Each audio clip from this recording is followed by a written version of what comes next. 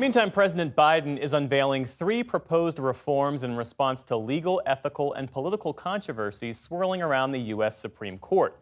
Namely, finding former presidents are largely immune from criminal prosecution, gifts received and initially unreported by justices, and the makeup of the court itself. President Biden called for the changes at an event in Austin, Texas this afternoon. We can and must be protected and expand our civil rights in America. We can and must prevent the abuse of presidential power and restore faith in the Supreme Court. We can and must strengthen the guardrails of democracy. Our White House correspondent, Laura Barone-Lopez, joins us now to unpack all of this. Good to see you, Laura. So what is President Biden proposing, and how does this all work? So this was a long time coming for President Biden, and today he endorsed major reforms to the Supreme Court, including term limits for Supreme Court justices, a binding code of conduct for Supreme Court justices, and then a constitutional amendment that would make it so there is no presidential immunity from prosecution for crimes committed while in office. And for the term limits, it would make it so a president could appoint a justice every 2 years, and they would spend 18 years on the court rather than receiving a lifetime appointment.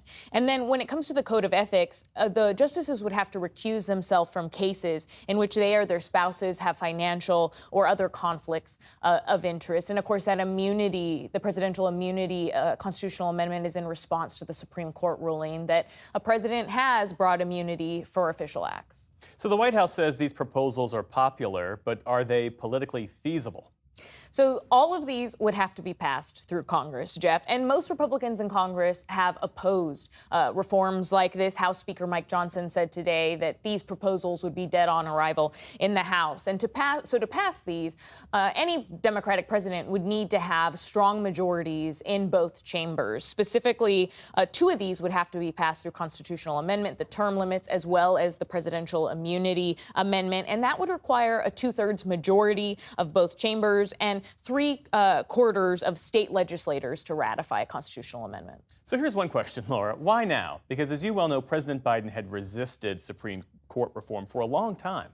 This is an election year, Jeff, and so this is a big way for President Biden to essentially rally the base to Democrats. It's something that progressives have pushed him on since the 2020 campaign. They have wanted to see him endorse some Supreme Court reforms. They, of course, really wanted, he faced a lot of pressure, to expand the number of justices on the Supreme Court. And I spoke to Bob Bauer, who sat on the President's Supreme Court Reform Commission a few years ago, and Bob Bauer said that court expansion would further erode the public's confidence in the Supreme Court.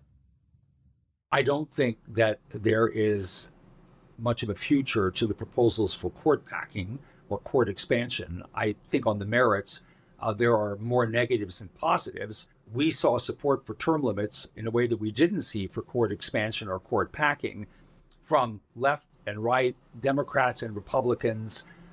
Quite wide support reflected in the record that we created for the commission. As Bob Bauer said, there much more bipartisan support for term limits for justices. And also recently, Justice Kagan acknowledged that she thought that there should be a binding code of ethics for justices, but the enforcement mechanism is the thing that Justice Kagan said would be difficult, saying that potentially it could be lower court judges that end up enforcing that for the Supreme Court. Is this something that Vice President Harris, the likely Democratic nominee, is this something that she will champion? It is. So Vice President Harris quickly endorsed this, Jeff, after the president released the proposal. She said that, quote, "These popular reforms will help to restore confidence in the court, strengthen our democracy, and ensure no one is above the law." So she is squarely behind President Biden on this. And again, her campaign feels that this is a way to energize the base. Democrats now are trying to make the Supreme Court a wedge issue the way Republicans have in the past, and they feel that it's a good possibility for them to do this, especially after the fall of Roe v. Wade. Laura Barone-Lopez, thanks as always. Thank you. Appreciate it.